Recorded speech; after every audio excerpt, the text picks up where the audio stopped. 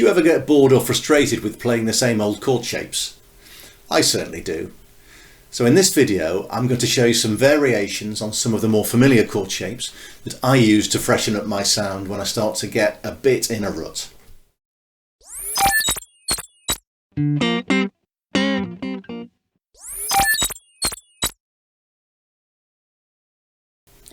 Hi, I'm Phil and welcome to my channel where I share some fun stuff that I've learned in 5 decades of playing all kinds of guitars, keyboards and pottering around in my home studio. If you enjoy the video, please consider subscribing for more content and please like and comment. Let me know if there's any other content you'd like to see on the channel, or maybe just say hi, it really does help. So let's get cracking. So the first one is the chord of D. This is one of the first chords we all learn when we first pick up a guitar. The most common way to shape this chord is like this. You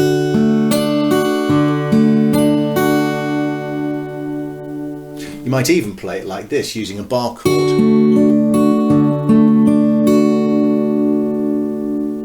But here's a really nice variation that I actually discovered one day when I couldn't be bothered forming the proper shape. In this configuration, the top E string and the G are both left open.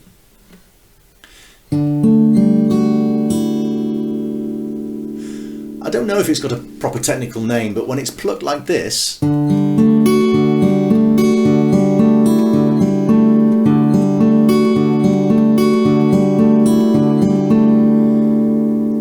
it has a really lovely bell-like quality, I think.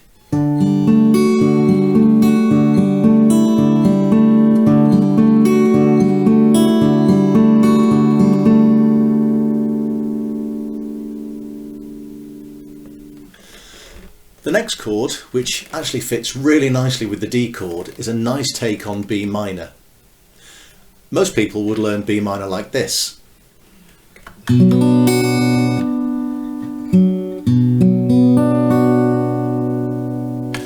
But this variation is really quite nice. Here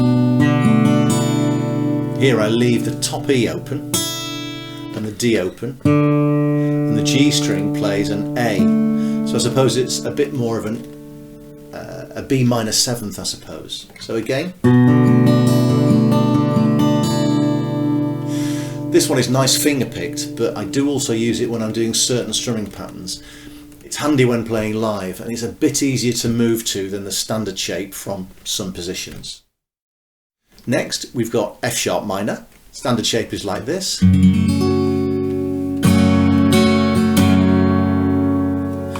Why not try it this way? Here I've got the B and the top E strings open, and the D and the G strings I'm on the 2nd fret, and with this one I make sure that I mute the A string. It's okay if you don't do this all of the time, but if the A string can be heard all the time it can sound a little bit strange.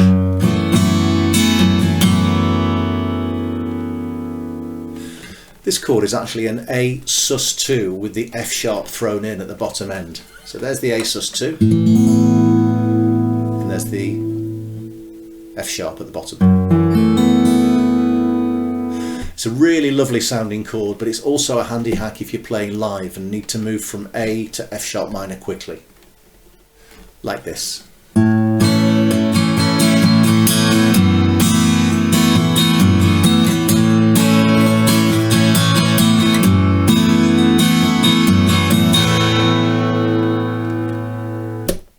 Next up is C sharp minor. If you've used this chord, you've probably learned it as an A minor shape with a bar chord. This chord can be quite difficult to play on some guitars if the action is high, or if you're just starting out playing the guitar and you're building hand strength. So how about trying it this way? Here I mute the bottom E and just use 3 fingers to make the beginning of an A shape, but then I leave the B and the E strings open, like this. And it's another really nice sounding chord. With all of these chords you have to find the sweet spot for what to pluck and what to strum. Like any chord, if you strum all the strings all of the time, it just might sound a bit wrong. Finally, we get to my favourite chord of all time. I love this chord. It's an F major 7th sus2 with an A bass and a 9th variation to taste. And before you run out of the room screaming, you don't need to remember its name or even know that it has a name. All you need to know is that this chord is one of the easiest of the lot to play, but at the same time, in my opinion, it's the most beautiful chord that you can play on a guitar. If you want to hear a song that uses this chord to its absolute beautiful full potential, listen to Suzanne Vega's The Queen and the Soldier. That's where I first heard it. Absolutely beautiful song.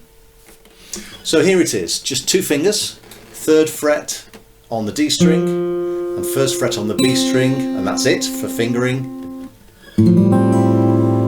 Just listen to that. If you want the 9th variation, just plant your little finger on the 3rd fret of the E string at the top. Absolutely beautiful. Here's a little snippet of the beginning of The Queen and the Soldier for you.